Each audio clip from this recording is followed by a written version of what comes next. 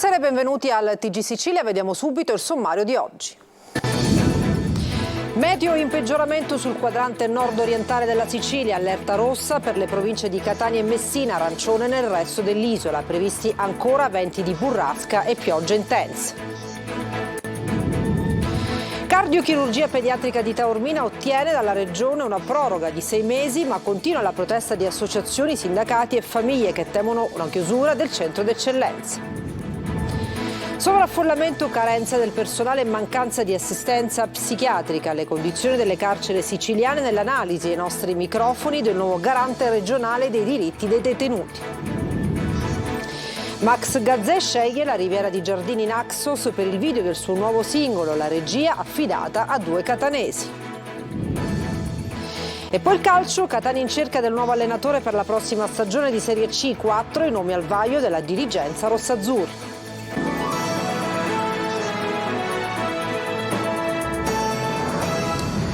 Dunque lo avete sentito, il maltempo in Sicilia si aggrava soprattutto sul quadrante nord-orientale. Per il protrarsi dei forti venti di burrasca e le piogge, la Protezione Civile regionale ha disposto l'allerta arancione in tutta l'isola, elevandola a rossa nelle province di Messina e Catania. Francesco Triolo. Temporali, localmente anche di forte intensità, ma soprattutto vento forte con burrasche previste insieme a mareggiate. Il quadro del maltempo in Sicilia si aggrava in maniera particolare sul quadrante nord-orientale, tanto che la Protezione Civile regionale ha disposto l'allerta arancione in tutta l'isola, innalzandola a rossa nella provincia di Messina e sulla costa ionica sino a Catania. Il maltempo, che si è abbattuto con piogge e violente raffiche di vento, non intende quindi lasciare la Sicilia. Sono oltre un centinaio gli interventi dei vigili del fuoco per danni causati dal maltempo, con alberi pericolanti, dissesti statici ed allagamenti. Le province maggiormente colpite sono Catania, dove è caduta una pioggia violenta intorno a mezzogiorno, Enna, Messina, Ragusa.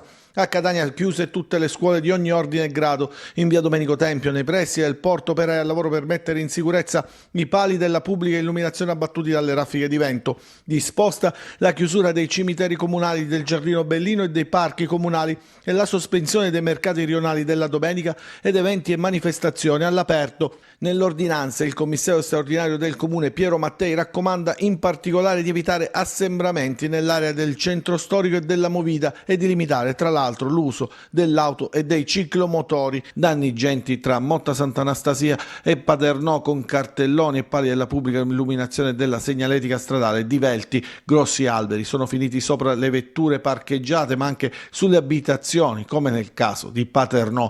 A Gran Michele invece il vento ha divelto le luminarie che erano state installate in piazza. Situazione critica nel Messinese, dove, come detto, l'allerta nelle ultime ore è passata da arancione a rossa per le prossime 30. Isolate le olie con il mare in tempesta, sospinto da raffiche di vento fino a oltre 20 nodi. Stromboli, colpita da violente mareggiate che investono con forza le coste e le strutture portuali esposte allo scirocco. A Lipari il mare ha invaso la parte terminale di Canneto. Problemi e disagi alla viabilità sulla A20 Messina-Catania. È stato chiuso per diverse ore il tratto tra Brolo e Torrenova a causa di un grosso albero che si è abbattuto sulla carreggiata. Raffiche di vento che hanno raggiunto punte superiori anche a 120 km/h hanno investito Sant'Agata di Militello, Capodorlando e il resto della provincia tirrenica. Vigili del fuoco al lavoro sulla strada statale 113 per rimuovere diversi rami e alberi caduti sulla carreggiata. Disagi anche nel trasporto ferroviario per il crollo di alberi e pannelli sulla linea ferrata, che è stata temporaneamente interrotta tra Capodorlando e Brolo, Sant'Agata e Caronia. L'allerta rossa sull'Etna, segnalata tempestivamente dal Dipartimento regionale di protezione civile 2 giorni fa per l'altissima probabilità di fontane di lava, ha imposto uno sconvolgimento dell'attività degli operatori turistici presenti sull'Etna. Ad affermarlo è Francesco Russo Morosoli, patrono della funivia dell'Etna del rifugio Sapienza di Nicolosi. Un'allerta, ricorda l'imprenditore, seguita ieri da un evidente ridimensionamento della situazione. Molto rumore per nulla, però con conseguenze disastrose in termini economici economici e di tutela del brand Etna, visto anche il panico scatenato tra i turisti costretti all'evacuazione il pomeriggio di 2 giorni fa. Il divieto di escursione oltre i 2000 metri, poi prontamente revocato, è una chiara contraddizione. Noi di Funivia dell'Etna, in collaborazione con le guide alpine e vulcanologiche, conclude la nota di Russo Morosoli, siamo pronti a prenderci tutte le responsabilità sul raggiungimento delle quote, sulla modalità di gestione e trasporto dei turisti sull'Etna, attività che facciamo con ottimi risultati da 70 anni. Siamo prontissimi ad aprire un tavolo tecnico con le istituzioni a tal fine. Il via libera della Regione è una proroga di 6 mesi della convenzione per il centro di cardiochirurgia pediatrica di Taormina. Non basta a fugare i timori per il futuro. Stamattina a Giardini Naxos è andata in scena una manifestazione in difesa di una delle realtà d'eccellenza della sanità siciliana. Francesco Triolo. La firma ancora deve ufficialmente arrivare, anche se il presidente della regione Renato Schifani ha già dato il suo ok. La convenzione tra l'Istituto Bambin Gesù di Roma e il centro di cardiochirurgia pediatrica di Taormina, in scadenza il 31 luglio, potrà essere prorogata per 6 mesi in attesa di quello che dovrà essere il definitivo nuovo riassetto della struttura. Il presidente della regione ha già dato mandato all'ASP di Messina di operare in tal senso, dopo aver avuto delle interlocuzioni positive con il ministro della Salute, che doveva autorizzare la presenza nella regione di 2 centri di eccellenza dopo l'attivazione dal prossimo 1 luglio della cardiochirurgia pediatrica al Civico di Palermo, in collaborazione con la Fondazione San Donato di Milano, presieduta da Angelina Alfano, che poteva far venire meno l'esigenza di prorogare la convenzione del centro di eccellenza taorminese. Così erano partite le proteste della cittadinanza, delle istituzioni locali, di cittadini e parenti dei piccoli pazienti che arrivano dalla Sicilia, ma anche dalla Calabria e dal Meridione in generale, come quella che si è tenuta questa mattina a Giardini Naxos, nonostante il maltempo. Noi genitori la speranza ce l'abbiamo, ce l'abbiamo perché qui stiamo parlando di bambini e speriamo che veramente dopo tanti anni di battaglie si arrivi veramente ad una conclusione positiva. La proroga tecnica della convenzione quindi scongiura momentaneamente la chiusura della cardiochirurgia pediatrica di Taormina e potrebbe portare al vero obiettivo finale, la nascita di un centro specialistico interregionale stabile che serva la Sicilia e la Calabria, un progetto a cui si lavora da tempo e che potrebbe vedere la sinergia tra le 2 regioni anche a livello economico per mantenere aperta la struttura, che è ormai un centro di eccellenza consolidato con 3 cardiochirurghi pediatrici in pianta stabile, reparti e personale affiatato che da 15 anni opera sul territorio. Non è stato ancora deciso chi tra i detenuti al carcere Duro nell'istituto di pena dell'Aquila trascorrerà l'ora quotidiana di socialità con il boss Matteo Messina Denaro, recluso al 41 bis dal 16 gennaio, giorno in cui il ROS lo ha arrestato dopo 30 anni di latitanza. In questi mesi il boss di Castelvetrano ha trascorso in solitudine sia l'ora d'aria sia quella cosiddetta di socialità. Il boss, la cui vita nell'istituto di pena è regolata strettamente dalle norme previste da una circolare del 2017 che disciplina il quotidiano dei detenuti al 41 bis, sembra aver mantenuto la passione per la lettura. Molti volumi sono stati trovati nel suo covo di Campobello di Mazzara dai carabinieri e leggendo passerebbe gran parte del suo tempo, mentre sarebbe poco interessato alla TV che pure ha in cella. I recenti gravi fatti di cronaca nelle carceri siciliane hanno richiamato l'intervento del nuovo garante regionale per i diritti dei detenuti che, alla luce delle recenti visite nel penitenziario di Augusta, focalizza l'attenzione su sovraffollamento, carenza di personale e assistenza psichiatrica. Roberta Lunghi.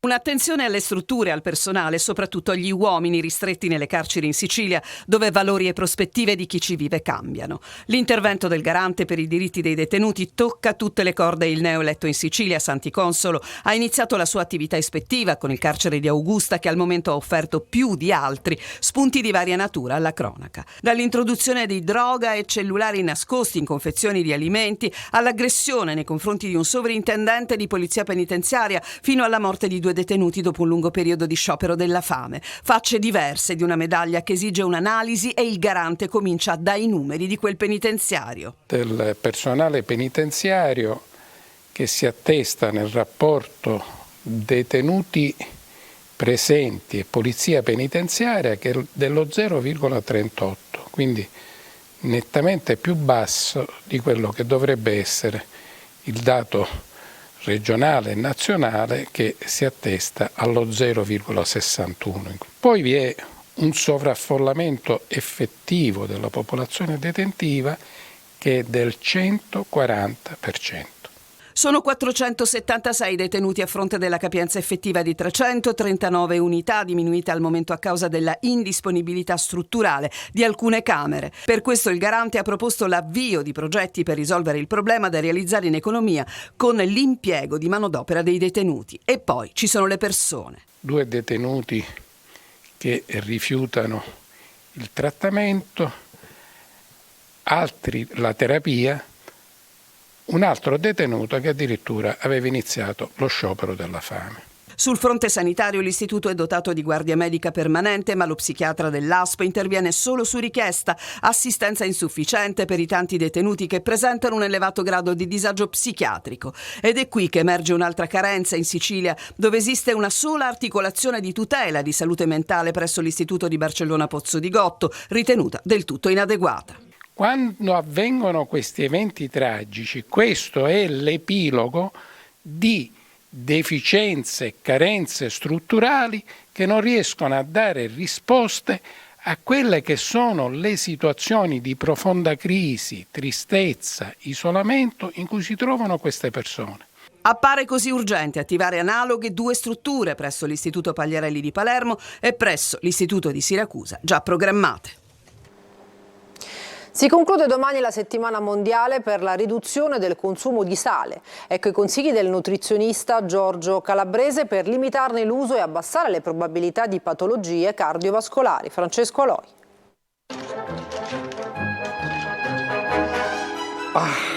Ma il profumo non è il massimo. Ah no, saranno i piedi. Bisogna controllare il sale. Buonissimo, buonissimo, né sapido né salato, fantastico! Nel cinema come nella realtà, prima di impiattare si controlla se la quantità di sale aggiunta va bene. Ridurne il consumo è la raccomandazione che i medici rinnovano sempre, soprattutto in questa settimana. Meno sale può significare più salute. Il sale è una sostanza molto importante per il nostro organismo, ma nel contempo ha una condizione di irritare molto le pareti delle arterie e nel contempo di stimolare molto la condizione del rene. La World Action Salt, Sugar and Health promuove questa settimana per sensibilizzare governi, industrie alimentari e cittadini a consumare meno sale, un ingrediente che è presente in tantissimi alimenti e che, se consumato con eccesso, può aumentare il rischio di patologie cardiovascolari. Crea anche tanti altri problemi alle componenti metaboliche, alla tiroide, al rene, crea dei problemi al cervello, la sapidità, crea una positività al palato ma una negatività alla salute cardiaca, cardiovascolare ma anche epatica. Un organo che patisce molto il sale è il fegato ma anche il rene, quindi limitiamo la presenza di sale, aumentiamo la presenza di potassio, diamo più frutta e verdura che hanno e legumi e cereali che hanno tanta fibra che ne fa assorbire meno di sale e in questo caso noi siamo in una positività per cui si abbassa la pressione e miglioriamo la nostra qualità di vita. 5 grammi è questa la quantità giornaliera da non superare. Per farlo basta seguire alcuni consigli. Preferire erbe, spezie, aglio, peperoncino o agrumi per dare sapore. Lavare più volte verdure e legumi in scatola. Quando si acquista un alimento, leggere l'etichetta e scegliere quello meno salato. Gli esperti suggeriscono anche di ridurre gradualmente il sale nelle ricette, facendo adattare le papille gustative e di non metterlo mai a tavola. Max Gazzè sceglie la Sicilia come location del suo nuovo videoclip musicale. Il video firmato dai catanesi Zaffio, Nicolosi e Giovanni Tomaselli è interamente girato nella riviera di Giardini Naxo. Seva Spampinato.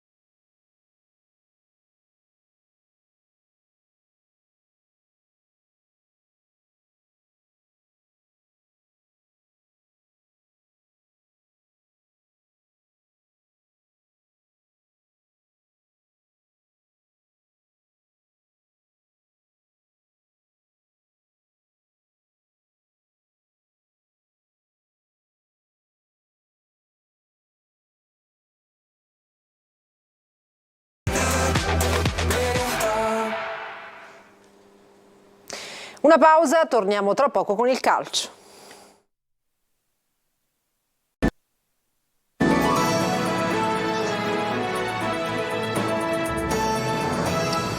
Bentornati, siamo al calcio. Chiusa la stagione, il Catania pensa al futuro. La prima scelta da compiere riguarda l'allenatore. 4 i nomi su cui la dirigenza ha posto l'attenzione per il dopo Ferraro in Serie C. Marco Carli. Il Catania guarda già al futuro e anche al dopo Ferraro. Le parole del tecnico negli spogliatoi di Brindisi hanno fatto presagire quello che sarà con ogni probabilità il futuro. I contatti sono partiti da qualche tempo, procedura normale quando si tenta di capire la strada da intraprendere. Si è parlato anche con l'allenatore che ha riportato il Catania fra i pro, ma al momento si guarda ad altro e la dirigenza sfoglia la margherita. L'identikit sarebbe quello di un tecnico che sappia migliorare la squadra e le dia un'identità chiara. Un giovane, si dice, ma attenzione al tema dei risultati, quelli che il Catania vuole e che potrebbero far virare su un nome dal sicuro rendimento, come quello di Attilio Tesser. Campionato di B concluso con il Modena, salvezza raggiunta, tanti applausi del pubblico, ma anche un futuro che appare lontano dall'Emilia. Lui è appunto l'emblema dei risultati. Il pedigree parla chiaro, in C ha vinto tantissimo, da Novara a Cremona e poi da Pordenone a Modena, un profilo che equivale ad una certezza. Poi c'è la strada che dicevamo, quella della Nouvelle Vague. Paolo Bianco, ad esempio, cresciuto negli ultimi anni alle spalle di un certo De Zerbi e poi alla Juve come tattico, l'addio qualche settimana fa. Le sue esperienze in Sicilia, Siracusa con la Neri e Sicula Leonzio. Piace, ma non solo al Catania. Chi ha impressionato la dirigenza catanese è un altro ex rossazzurro, questa volta in panchina, vale a dire Francesco Baldini. La sua cultura del lavoro ha coinvolto i tifosi etnei nello sfortunato epilogo del Catania 46. La sua commozione al momento di salutare tutti attorno del Grifo e anche i suoi risultati con una squadra che ha dato tutto sul campo, punti a favore che hanno colpito l'entourage rossazzurro in occasione degli incontri avuti, così come è accaduto con un altro nome vagliato, quello di Luca Tabbiani, allenatore del Fiorenzuola in C, genovese del 79. 4 anni in Emilia, obiettivi centrati e adesso voglia di cimentarsi con qualcosa di diverso. È stato incontrato anche lui e anche lui ha saputo cogliere nel segno. Sullo sfondo Fabio Caserta, opzione comunque meno quotata delle prime 4. Le vie del mercato anche degli allenatori sono infinite, ma il Catania è consapevole di dover scegliere fra due strade. Dall'esperienza all'entusiasmo, potremmo dire per semplificare. Non è una scelta facile, ma arriverà presto. Svanisce il sogno playoff per il Palermo che nell'ultima giornata di campionato sprega 2 gol di vantaggio. Pareggia al Barbera 2-2 con il Brescia e manca la qualificazione agli spareggi promozione per la Serie A. Rosanero sorpassati al fotofinish da un gol della Regina al 94esimo. Il sogno playoff si trasforma in incubo al 94esimo quando la Regina segna il gol del vantaggio sull'Ascoli e sorpassa il Palermo nella corsa playoff. Rosanero che pareggiano al Barbera 2-2 con il Brescia, fuori dai playoff. Palermo che chiude il campionato al 9° posto ma ha tanto da recriminare e da rimproverarsi. In vantaggio per 2-0 a fine primo tempo si è fatto rimontare da un Brescia che era ormai al tappeto e che invece si è rialzato ritrovando la strada dei play-out. Ancora una volta una squadra che mostra due facce, cala definitivamente il sipario sulla stagione del Palermo e dire che la gara si era incanalata immediatamente sui binari giusti. Brunori fa subito centro, assist di Tutino, il numero 9 Rosanero stoppa e calcia col destro sotto l'incrocio dei pali, sotto lo sguardo di Andrenacci. Esplodono gli oltre 32.000 presenti al Barbera. Il Palermo controlla il match, non rischia quasi nulla, così prima della fine del primo tempo trova il raddoppio. Questa volta è Brunori a fare assist per Tutino che non sbaglia. 2-0, ci sarebbe anche il 3-0 ma viene annullato per fuorigioco. Il secondo tempo è tutta un'altra partita. Il Brescia entra in campo e domina da subito. Prima un gol annullato di Aie su assist di Karacic dopo 3 minuti dalla ripresa, poi il gol valido al 54esimo con Rodriguez. Il Palermo è stordito e dopo 3 minuti arriva il pareggio, verticalizzazione di Ward che vede il colpo di testa vincente di Aie. Si gela il Barbera, è 2-2. Il Palermo prova a tornare in vantaggio, sarebbe sempre playoff anche con il pareggio, ma al 94esimo la Regina segna contro l'Ascoli e scorrono così i titoli di coda sulla stagione dei siciliani. Il Barbera fischia e canta meritiamo di più. Agli spareggi per la promozione vanno Regina e Venezia. Palermo che deve accontentarsi di aver mantenuto la categoria, ovvero l'obiettivo designato ad inizio stagione dal City Group. E per stasera ci fermiamo, non abbiamo altri aggiornamenti, grazie per l'attenzione e buona serata.